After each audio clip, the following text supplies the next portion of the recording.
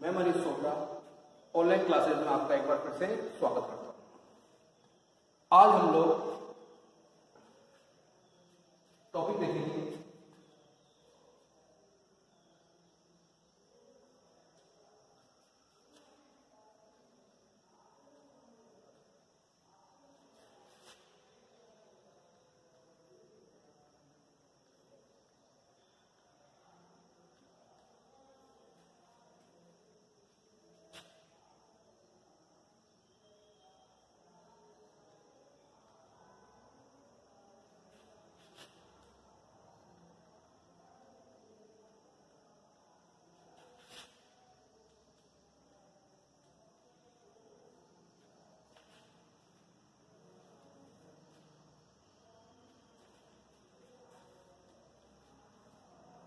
आज हम लोग टॉपिक देखेंगे बिंदु आवेश के कारण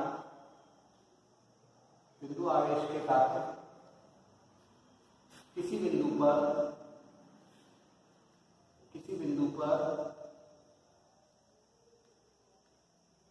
बिंदु आवेश के कारण किसी बिंदु पर विद्युत क्षेत्र की तीव्रता। बिंदु आवेश के कारण किसी बिंदु पर विद्युत क्षेत्र की तीव्रता। अब देखिए टॉपिक है बिंदु आवेश। तो सबसे पहले तो अपन ने एक O बिंदु लिया और इस पर एक बिंदु आवेश रख दिया Q। बिंदु आवेश के कारण किसी बिंदु पर, अब हमने क्या किया, स्मॉल r दूरी पर एक बिंदु ले लिया P और इस P बिंदु पर आपको क्या करेंगे, विद्युत क्षेत्र की तीव्रता ज्ञात करेंगे। तो चित्रानुसार O बिंदु पर एक बिंदु आवेश Q स्थित है, हमें एक बिंदु आवेश Q से स्मॉल r दूरी पर स्थित P बिंदु पर विद्युत क्षेत्र की तीव्रता ज्ञात करनी है। अब इस P बिंदु पर विद्युत क्षेत्र की तीव्रता में ज्ञात करनी है, तो इस P बिंदु पर अपने एक परीक्षण धनावेश Q0 रखा हुआ है।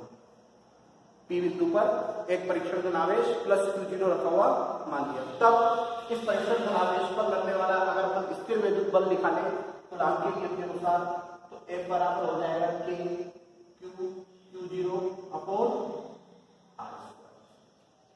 ठीक है भाई, Q0 अपॉन R²। Q0 को नीचे लिया है तो F upon Q0 KQ upon R²। F upon Q0 में मैंने पिछली क्लास में बताया था आपको क्या होता है, E। तो E बराबर कितना हो जाएगा, KQ अपॉन R², जो कि क्या निकल गया, बिंदु आवेश के कारण किसी बिंदु पर विद्युत क्षेत्र की तीव्रता का फॉर्मूला निकल गया। उपरोक्त सूत्र से आपको स्पष्ट हो रहा होगा, उपरोक्त सूत्र से स्पष्ट हो रहा है कि विद्युत क्षेत्र की तीव्रता जो होती है वो दूरी के वर्ग के व्युत्क्रमानुपाती होती है। इसका मतलब विद्युत क्षेत्र की तीव्रता दूरी के वर्ग के व्युत्क्रमानुपाती होती है। अगर विद्युत क्षेत्र की तीव्रता और दूरी के मध्य ग्राफ खींचे तो वो आपका इस प्रकार का प्राप्त होगा, ये R और ये E। अगर ग्राफ खींचे तो इस प्रकार का प्राप्त होगा, इस प्रकार E प्रोपोर्शनल टू 1/r²। तो ये E और 1/r² के मध्य खींचा गया ग्राफ है। इस प्रकार से हमने टॉपिक देखा बिंदु आवेश के कारण किसी बिंदु पर विद्युत क्षेत्र की तीव्रता। वापस देखते हैं चित्रानुसार O बिंदु पर एक बिंदु आवेश Q स्थित है, हमें इस बिंदु आवेश से स्मॉल r दूरी पर स्थित P बिंदु पर विद्युत क्षेत्र की तीव्रता ज्ञात करनी है। P बिंदु पर विद्युत क्षेत्र की तीव्रता ज्ञात करने के लिए आपने P बिंदु पर एक परीक्षण धनावेश रख दिया। तब इस परीक्षण धनावेश पर लगने वाला बल निकाला, स्थिर विद्युत बल कूलाम के नियम के अनुसार F बराबर Q0 अपॉन R²। Q0 को अपन नीचे लिया है KQ अपॉन R²।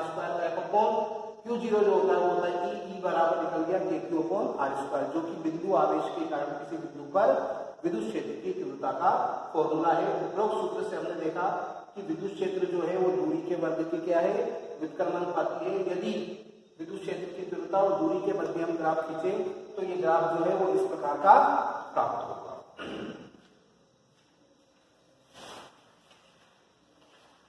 अब देखें आप अगला टॉपिक,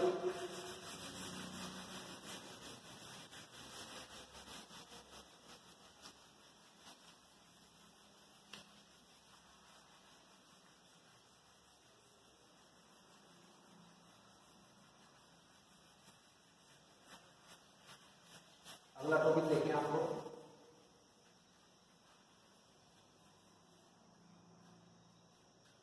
अगला टॉपिक है आपका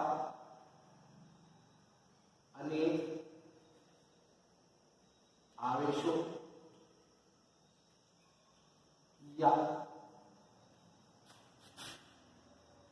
आवेशों के निकाय, अनेक आवेशों या आवेशों के निकाय के कारण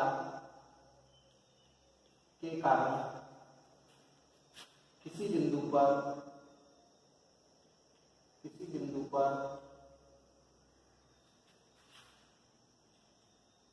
विद्युत क्षेत्र की तीव्रता, अनेक आवेशों या आवेशों के निकाय के कारण किसी बिंदु पर विद्युत क्षेत्र की तीव्रता अध्यारोपण का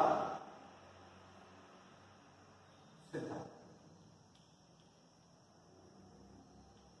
अध्यारोपण का सिद्धांत। अब देख रहे हैं अनेक आवेशों या आवेशों के निकाय के कारण किसी बिंदु पर विद्युत क्षेत्र की तीव्रता अध्यारोपण का सिद्धांत। देखें भाई, हमें क्या करना है, मान लिया कि एक आवेश है, ये Q, या फिर अपने मान लें कि अनेक आवेश है Q1, Q2, Q3, Qn, ये अनेक सारे आवेश हैं Q1, Q2, Q3, Qn आवेश। हमें क्या करना है, इस आवेश के कारण इस बिंदु पर विद्युत क्षेत्र की तीव्रता निकालनी है, इस आवेश के कारण इस बिंदु पर विद्युत क्षेत्र की तीव्रता निकालनी है, इस आवेश के कारण इस बिंदु पर विद्युत क्षेत्र की तीव्रता निकालनी है, इस आवेश के कारण इस बिंदु पर विद्युत क्षेत्र की तीव्रता निकालनी है। इन सभी आवेशों के कारण जब आप इस बिंदु O पर विद्युत क्षेत्र की तीव्रता निकालेंगे तो इस O बिंदु पर परिणामी विद्युत क्षेत्र जो होगा वो अलग अलग आवेशों के कारण उत्पन्न विद्युत क्षेत्र के सदिश योग के बराबर होगा। इसे ही क्या बोलते हैं अपन, अध्यारोपण का सिद्धांत कहते हैं। क्या कहेंगे कि किसी बिंदु पर विद्युत क्षेत्र की तीव्रता अलग अलग आवेशों के कारण उत्पन्न विद्युत क्षेत्र की तीव्रता के सदिश योग के बराबर होती है। इसे ही क्या बोलते हैं हम, अध्यारोपण का सिद्धांत कहते हैं।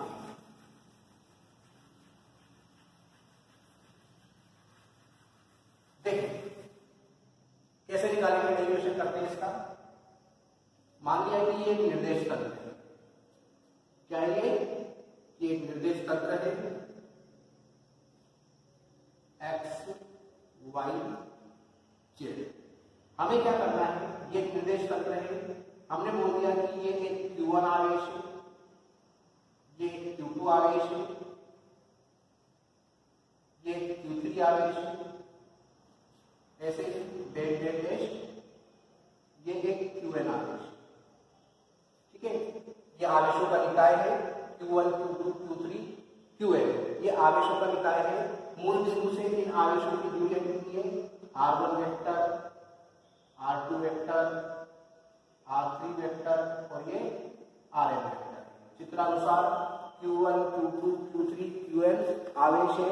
इन आवेशों की मूल बिंदु से दूरियां क्रमशः R1, R2, R3 dash Rn है। आपको क्या करना है, इन सभी आवेशों के कारण किसी बिंदु P पर आपको क्या करना है, विद्युत क्षेत्र की तीव्रता ज्ञात करनी है। मान लिया कि इस P बिंदु पर विद्युत क्षेत्र की तीव्रता ज्ञात करनी है, तो मान लिया कि इसकी मूल बिंदु से दूरी कितनी है, R वेक्टर। मान लिया कि इस P बिंदु पर एक परीक्षण धन आवेश प्लस Q0 रखा। क्या रखा हुआ है, इस P बिंदु पर एक परीक्षण धन आवेश प्लस Q0 रखा। अब अगर अपन इस Q1 आवेश के कारण P बिंदु पर विद्युत क्षेत्र की तीव्रता निकालें तो मान लिया कितनी आएगी, E01। Q1 के कारण P बिंदु पर विद्युत क्षेत्र की तीव्रता E01। ऐसे ही Q2 आवेश के कारण निकालें तो E02 वेक्टर। इसी प्रकार Q3 आवेश के कारण निकालें तो E03 वेक्टर। ऐसे Qn आवेश के कारण निकालें, Qn आवेश के कारण तो E04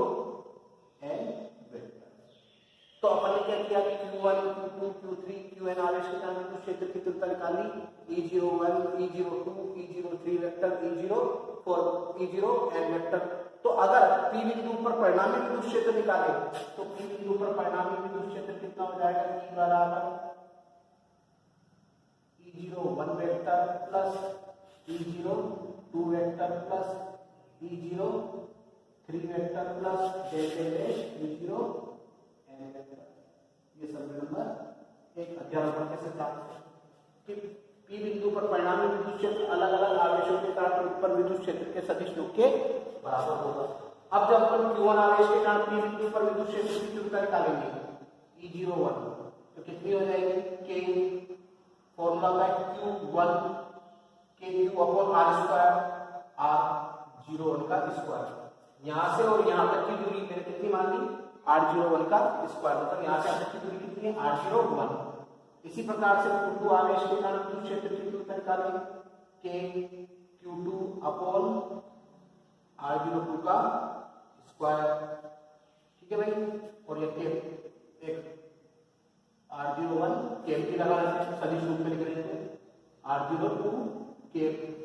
इसी प्रकार से Q3 आवेश के कारण विद्युत क्षेत्र की तीव्रता निकालें तो कितना हो जाएगा? KQ3/R03 का स्क्वायर, R03 का KM। इसी प्रकार से Qn आवेश के कारण निकालें E0n वेक्टर बराबर KQn/R01 का स्क्वायर, R0n का KM। तो अपन ने क्या करा? Q1 आवेश के कारण, Q2 आवेश के कारण, Q3 आवेश के कारण और Qn आवेश के कारण P बिंदु पर क्या निकालनी? विद्युत क्षेत्र की तीव्रता निकालनी। अब ये सभी मान समीकरण 1 में रख देंगे तो कितना हो जाएगा? E बराबर KQ1/R01 का स्क्वायर, R01 वेक्टर, KQ2/R02 का स्क्वायर, R02 का KQ3/R03 का स्क्वायर, R03 का KQn/R0n का स्क्वायर, R0n का KM। अब इस प्रकार से अपन ने ये सारे मान रख दिए। अब हम जो चीज कॉमन आ रही है वो कॉमन ले लेंगे। E बराबर K कॉमन आ रहा है Q1/R01 का स्क्वायर, R01 का KM, Q2/R02 का स्क्वायर, R02 का KM डेल्टा डैश,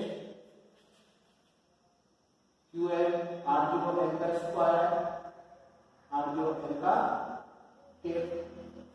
अब अपन इसको व्यापक रूप में लिखते हैं तो K बराबर सिग्मा I का मान 1 से लेकर I का मान कितना तक हो जाएगा? n तक। I बराबर 0 से लेकर I बराबर 1 से लेकर I बराबर 1 से लेकर I बराबर n। फिर कितना हो जाएगा? Q I, फिर ये चेंज हो रहा है R0 चेंज हो रहा है R0 I का स्क्वायर और R0 I का K, जो कि क्या गया? अनेक आवेशों या आवेशों के निकाय के कारण किसी बिंदु पर विद्युत क्षेत्र की तीव्रता अर्थात अध्यारोपण का सिद्धांत।